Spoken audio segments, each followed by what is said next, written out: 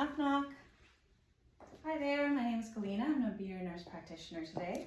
First, could you please verify your name and date of birth for me? David Martin, 11/25/78. Thank you. I'm just going to wash my hands over here in the sink. And what we're going to be doing today is a partial physical examination. And throughout, I will be inspecting your skin. So we're going to start really from head to toe, go down to your waist, mostly focusing on your upper body. So the head, and I'll be dictating, so I'll be talking out loud and probably pretty fast. Feel atraumatic, normocephalic, no tenderness, correct? And tell me if there's any tenderness at any point, okay? We've got some thinning to the hair, frontal and apical regions, consistent with adenogenic alopecia, and hair distribution is even otherwise, and no lesions noted. Facial symmetry about equal bilaterally.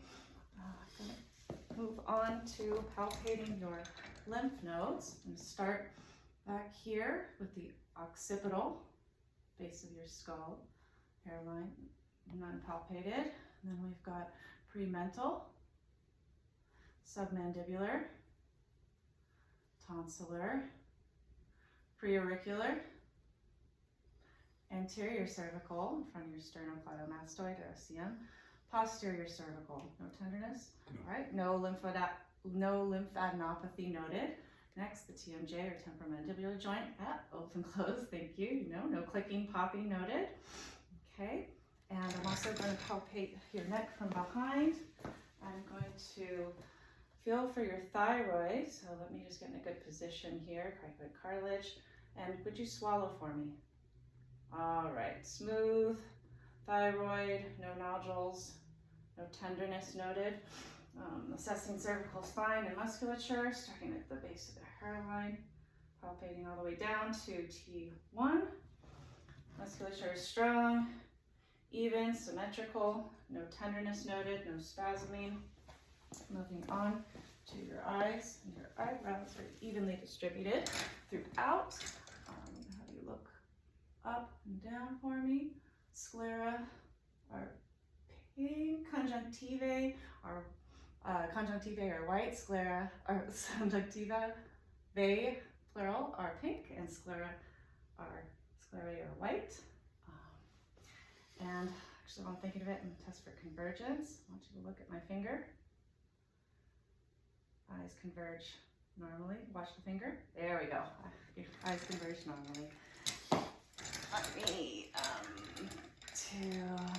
doing something. Oh yeah, your eyelashes appear to be growing in the same direction. No abnormalities noted, and no abnormal discharge.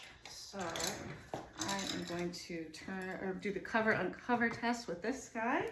All right. So just look straight ahead. No ocular misalignment noted. Normal finding.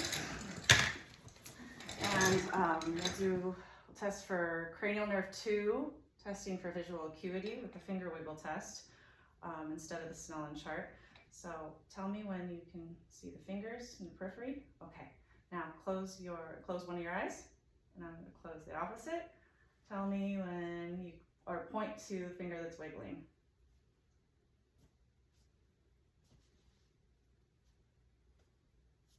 Okay, close the other eye, and I'll close the opposite eye as well.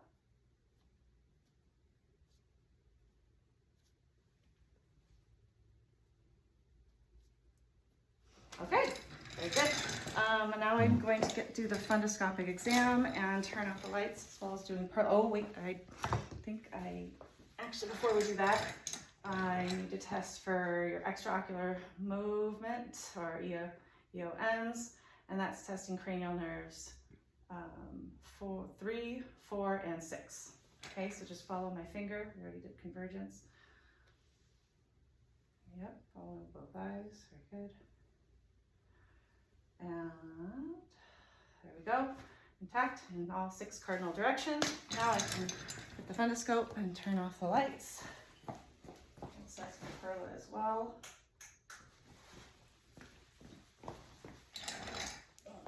Okay. noted at rest your eyes were around and about 4 millimeters, but here I'm going to shine the light a couple times on each side. Pupils are equal, round, reactive to light and accommodation. Now fundoscopic exam starting on 0. Test for, what I'm going to do is hold it at 15, fundoscope at a 15-degree angle. I'm going to start with your right eye, using my right eye, and just going to hold over here, because I'm going to get pretty close to your eye here. Oh, and I don't want to run over your toes with my stool. Okay, about 15 inches away, red reflex is present. And then optic disc has distinct margins, orange, yellow in color. And the retina, you can see the arteries are a little thinner than veins and lighter in color. And no exudates or hemorrhages noted to the retina or fovea. And the disc to cup ratio is about 1:3. Next, we're going to go to the other side. For your left eye, not running over your toes, holding the fundoscope at a 15-degree angle, using my left eye. And I'm going to just use this other hand for support. Red reflex is present. Getting closer. Optic disc with margins intact, yellow, orange in color as well. And disc to cup ratio is about 1:3 on this side as well. No papilledema noted to either side. And we've got no exudates or hemorrhages. And the arteries are a little bit thinner and lighter in color than the veins of the retina. Okay, go. Turn lights back on. I'm going to check your ears now. I need my tuning fork in a second. First, we're just going to inspect them. Auricles, mastoids, symmetrical, mastoid processes. I'm going to palpate as well as the auricles. The tragus, no tenderness noted. And we'll go ahead and actually, let's get my otoscope here so I can listen to ear canal. Start on right ear and pulling up a little. External ear canal is clear with some dispersed hair and scant amount of cerumen noted. There we go. Tympanic membrane is a pearly gray, and ossicles are ossicle visible. Going to the other side.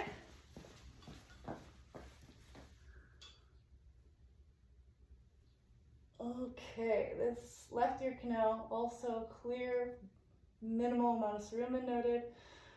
Tympanic membrane is a pearly gray with ossicles visible, barely. Okay, good, normal. Now to test for gross auditory acuity, and that's cranial nerve rate. What I'm going to do is cover one of your ears and I'm going to whisper. I want you to tell me what I whisper. 37, 89, 27. Okay. Check the other side. Right ear. 22, 39, 72. All right. We are intact. Now, perform the Weber and Rhine tests. What I'm going to do is I'm going to put the tuning fork after it's going to make a sound. Put it at the top of your head. Let me know if you hear it more on one side or the other, or in the middle. In the middle. Okay. Weber test is normal. Abnormal result would indicate that either there is auditory or sensory neural hearing loss had the sound been detected more on one side or the other. Next, the Rhine or Rhine. What I'm going to do is I'm going to hit the tuning fork and put it to the back of your ear on the bony prominence there, just mastoid process. And let me know when you can hear the sound and when you can no longer hear it. Can't hear it. Good.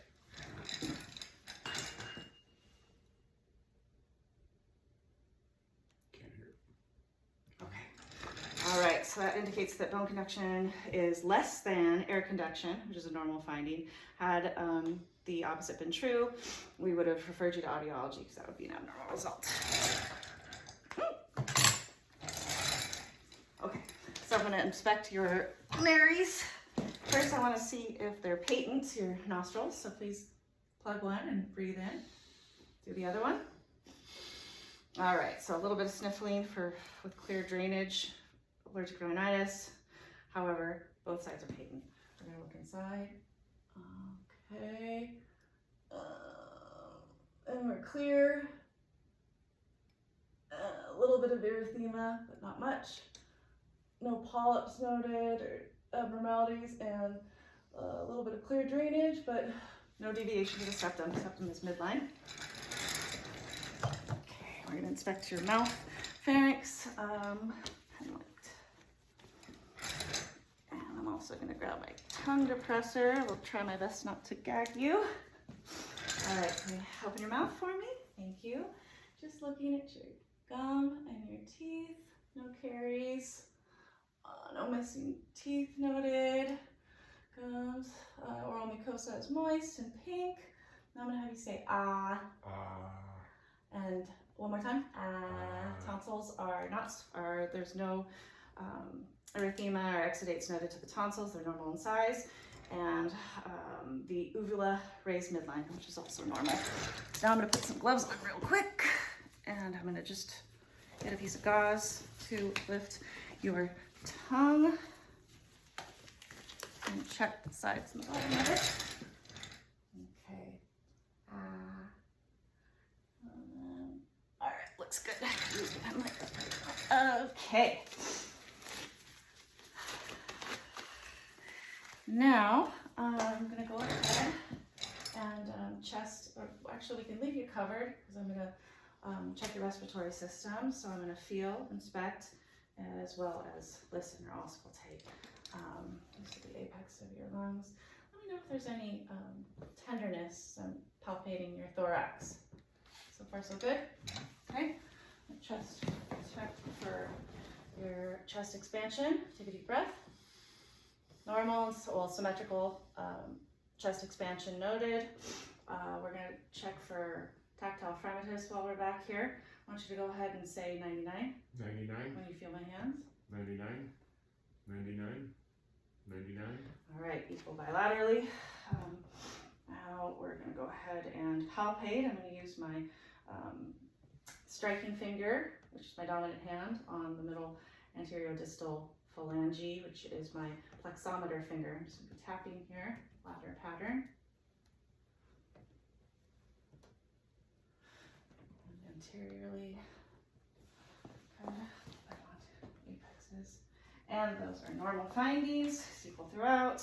Now we're going to give you a listen in a ladder pattern.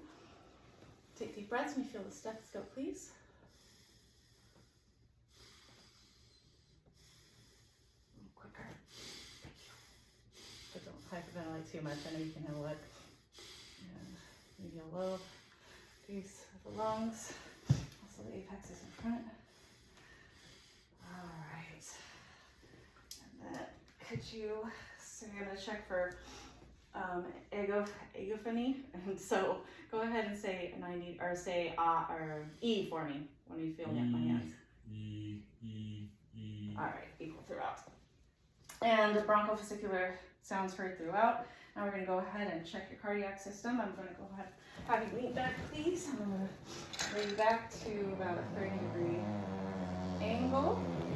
Thank you. And we're going to check for carotid. Inspecting the carotid arteries, equal bilaterally. I'm going to listen with stethoscope to check for any bruits. Okay, go ahead and hold your breath for me. Okay, no bruits noted. Next, we're identifying the different cardiac areas. So here's sternal angle, and then if I had my ruler, we were going to check for less than 3 centimeters for your jugular JVP, jugular venous pressure, and that's normal. For the sake of time, we're just going to go ahead and fill cardiac areas. First, second intercostal space. We have the apical region to the right of the sternum. You can breathe normally. Now, second intercostal space to the left of the sternum would be the pulmonary. Third intercostal space left is the Erb's point, and then we've got fourth intercostal space left of the sternum would be the tricuspid area. Next, oh, we're down lower, there we go, tricuspid area, and then fourth intercostal space, mid-clavicular, would be the mitral area, which is also the point of maximal impulse, which I can feel, pulsatiles, normal, amplitude. Okay, now I'm going to give you a quick listen. Each of the areas. April, pulmonic, Erb's, just listening to your heart, tricuspid,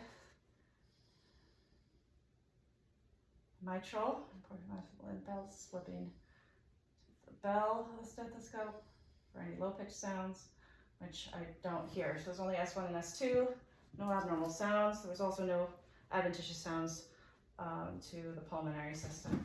Now we can go ahead and cover up. Didn't do diaphragmic excursion, but that's okay. Just gonna check your peripheral circulation and hair and skin color and temperature, warm throughout.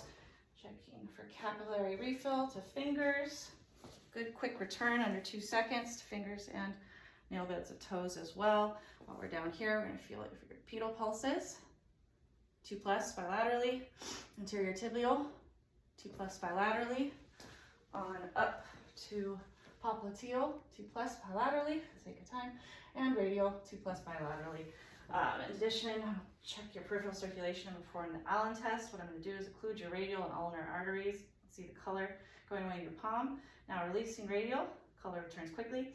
Doing it again, releasing ulnar, color returns quickly. So result, Allen test on the right, I'll do the left. Colors dissipating, pale palm, and releasing radial, color returns. Releasing ulnar, side artery, color returns. Okay, that's indicating normal circulation. And thank you so much for participating. That's it for today. Appreciate your help. Dang, 17.